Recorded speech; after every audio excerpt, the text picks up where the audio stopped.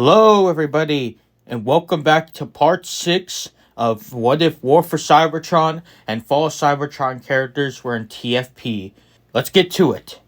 We cut to the Nemesis sometime later, where Thundercracker is called to the bridge where he sees Megatron and Arachnid talking, and Megs asks about the Harbinger, with Arachnid saying that Thundercracker forgot to mark it down, the location of it.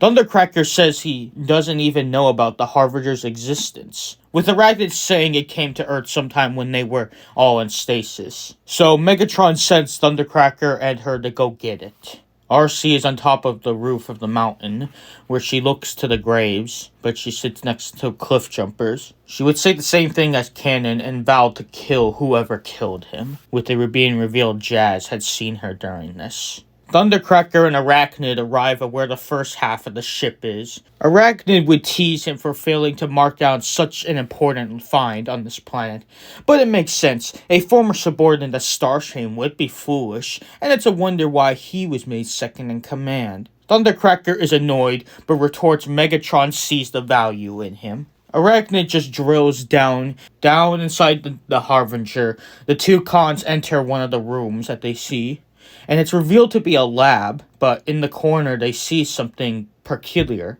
A black sound wave in a yellow laser beak. They assess this must have been one of Shockwave's labs, and it must have been a failed experiment, possibly a clone of Soundwave that they were trying to create.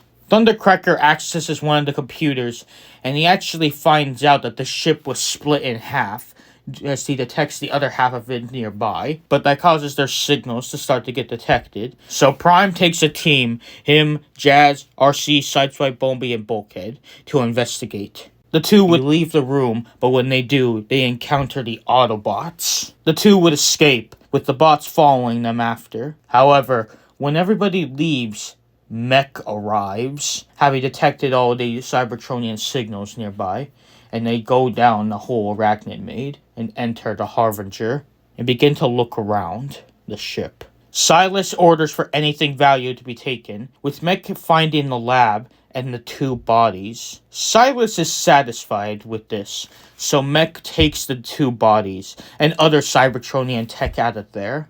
Arachnid and Thundercracker arrive to the other half of the ship, where Arachnid goes inside while Thundercracker remains guard. The Autobots sneak around, and when Thundercracker spots them, RC and Jazz distract him while the others head in. The part with Arachnid goes the same, with the Autobots getting frozen, with the added member of Sideswipe getting frozen as well. RC and Jazz manage to take down Thundercracker, with them cuffing him and then interrogating him. Thundercracker recognizes Jazz and RC, and something he's been having on his mind he decides to let out. As he tells them he knows who killed Cliffjumper. The two are shocked and ask who. Thundercracker says Megatron did it. They are shocked and angered, with them asking why he would tell them this. He says it's because they deserve to know, and that when Cliffjumper was taken, Thundercracker wanted to hold him prisoner. He didn't want him to be killed, but Megatron just killed him to test the dark energon, and to him that felt dishonorable to do to somebody, especially a prisoner of war. He was never a fan of what they did to prisoners back on Cybertron. The two look at him dropping their guard, and Jazz thanks him for telling them, and so they decide to let him go. Thundercracker is surprised, but takes off, conflicted by that. Sometimes later, Ratchet repairs the immobilizer, and on the rooftop, RC and Jazz sit by Cliff's grave, glad to know the truth, with the two growing closer as they touch hands. At the Nemesis, Megatron is angered by his two subordinates' failures, and says they better not fail him again. Thundercracker walks off, and he starts to think about what RC and Jazz did for him, and said after what he did for them. And he starts to think maybe the Autobots aren't what they thought they were. Some days later, the Autobots detect the data cylinder, with all hands on deck, with everybody heading out.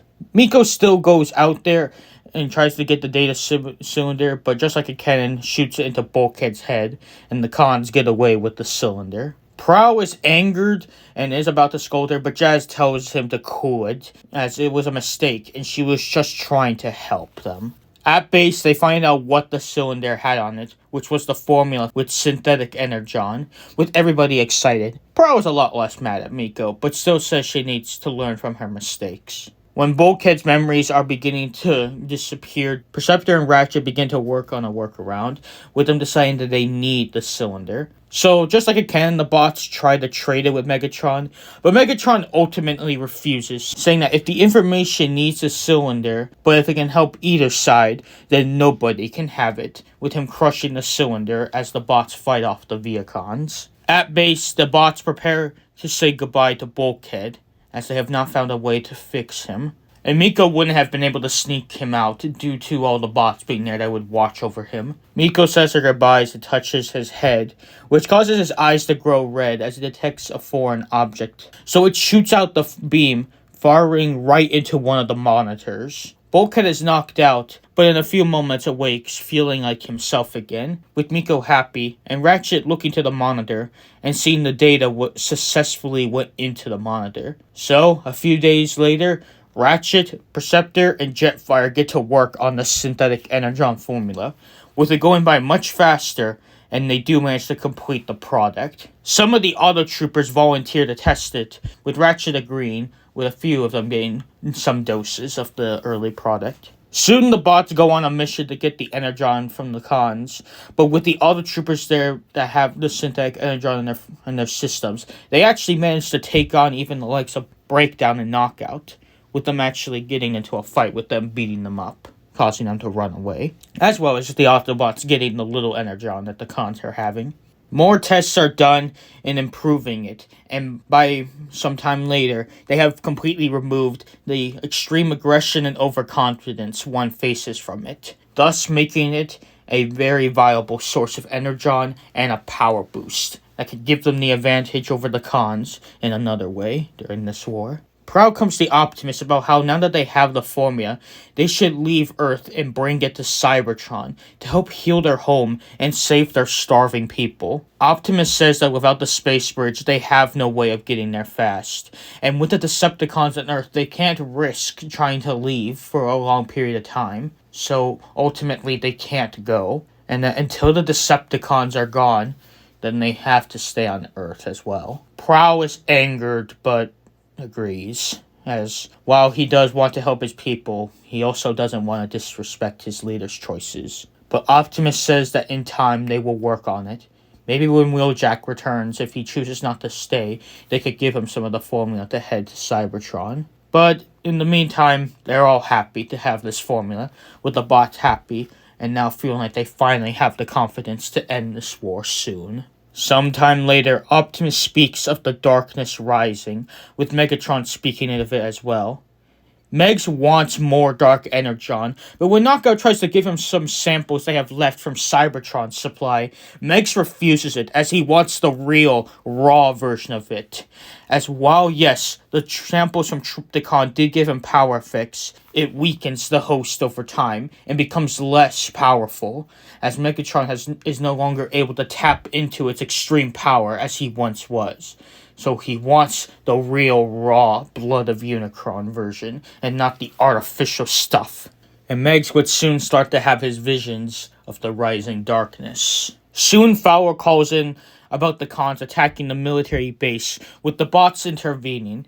Megatron gets the message, so flies there, but when he sees Bumblebee driving, he shoots him, and just like a cannon, infects Raphael with Dark Energon. The bots are ultimately winning the fight, thanks to the likes of Superion, when Megatron arrives, with Bumblebee following suit. When the bots see this, Jazz is filled with anger and rage, and so charges at Megatron, with him landing a few good blows, but Megatron starts fighting back, getting Jazz injured bad. But Optimus intervenes and says to fall back to base. The Nemesis arrives, and when Meg thinks the bots are gone, he leaves. But Optimus, Bulkhead, Sideswipe, and Springer sneak aboard the Nemesis and take the stolen tech back. Optimus would say the same thing as in canon, but with the added bonus of Ironhide's recent death, he is now even more enraged by the Decepticons and what they have done. So, he goes around the Nemesis and starts killing Viacons. Skywarp tries to sneak attack him with his cloak, but Optimus slices his wings off and knocks him out. Megatron arrives at the volcano and gets Prime's message, so Megs orders Soundwave to bring Prime to him. Optimus arrives, with him and Megatron beginning their fight. So they fight as the same as in canon, except Prime has not only the boost of extra anger from him, from the recent stuff, but also synthetic energon in his systems. But when Megs gets the boost from Dark Energon, he is about to kill Prime until Superion arrives, sending him flying back, and the two begin to fight, but Megs is able to hold his own thanks to the Dark Energon in his systems, which actually does cause him to decombine Superion, so the aerial bots begin doing aerial attacks on him. Bulkhead, Jazz, and Sideswipe get Prime up, and the bots return to base, where Megatron gloats about the victory. Raphael is healed during this time. Fowler would then arrive and show them about the extreme weather conditions, and then they begin to listen to the sound of the earthquakes and figure out that Earth is Unicron. So, Optimus decides to confront Unicron. During this, the Cons are mining the Dark Energon, while Megatron leaves them to talk to Unicron, with Thundercracker being put in charge. Megatron and Optimus's meetings with the god go the exact same as canon, but when the bots show for Prime, of course, they have the added bonus of more Autobots, like Jazz, Autotroopers, Sideswipe, and the aerial bots, with them fighting better against them due to their much bigger numbers and the synthetic energon in their systems, allowing them to keep up faster than the Mad Titan. But when they encounter the big one, just like a cannon, Megatron saves Optimus from it, and he asks to make an uneasy alliance. Everybody is not happy with this, especially Jazz and RC and Bumblebee, due to what he's done to them recently, with them wanting him dead. But Optimus says they need his help, so the bots go back to base as Megs holds off the Unicrons. The bots eventually give in to letting Megs come to the base. When Megatron does arrive, he does comment about being back on this ship, but at least this time he's not trying to destroy them in it. Optimus speaks to Jazz in private and gives him the key to Vector Sigma, with Jazz knowing what this means and asks if he's sure, with Optimus saying, "A necessary sacrifice to save this planet, and we cannot let the humans pay for our kind's mistakes." The bots would leave with Megatron to the core, with Ratchet, Perceptor, and several Autotroopers remain behind to keep watch of the humans. On the Nemesis, Arachne tries to take over, with her and Thundercracker facing off, but she wins, defeating him and taking him down. But Soundwave takes her down, just like in canon, with Starscream taking a moment to comment that if he was leader, he would ensure mutinies like this would never happen. The bots and Megatron walk through the core, with them facing off eventually with Unicron's antibodies. Jazz and Sideswipe help Bulkhead from falling off. The aerial bots with Jetfire and Springer provide cover fire in the air, giving them the aerial advantage over the undead, taking out most of the antibodies. And Prowl and the other troopers give extra cover fire. Soon they get to the spark chamber door, with Megs using his connection to the god to open it, with him and Optimus entering. And that scene all goes the exact same, with ending with Optimus unleashing the Matrix. However, a big change does happen. When Megs gets up and he goes to stab Optimus, Optimus ducks and dodges the attack. Since we're making it more canon to the War for Cybertron games, Optimus would have memories of the war, as he got the Matrix during the war when he was already fighting against Megatron. So he knows Megatron is a villain. The only things he just doesn't remember is everything after going to the core of Cybertron from War for Cybertron. The other bots arrive in, but Megatron manages to get a lucky shot on Optimus in the gut, taking him down, to which the other Decepticons open a space bridge to where Megatron grabs Optimus and then leaves. The Autobots regroup at base, where Ratchet asks about Optimus, with Jazz saying Megatron took him prisoner. The bots would be sad, but Jazz says they will rescue Optimus and get the Matrix restored, no matter the cost. At the Nemesis, Optimus is placed in a cell where Megatron had taken the Matrix out of him and puts it inside of himself, as even though it's emptied, Megatron still wanted the Matrix. Megatron would begin walking away, saying that the age of primes will end with me, as the savior of our people, while you will rot in this cell, as you did back in the Hall of Records. As Megatron walks away, Optimus says that his Autobots are strong and they will find a way to save him and return the Matrix's wisdom, no matter the cost. And that is where we're going to leave things for right now in this story. We have made it to the Season 1 finale, guys. I can't wait till we get to Season 2. Of course, the next part's going to go over Orion Pax and maybe some other stuff, but we'll have to see. Anyways, I hope you enjoyed this part. See you in Part 7.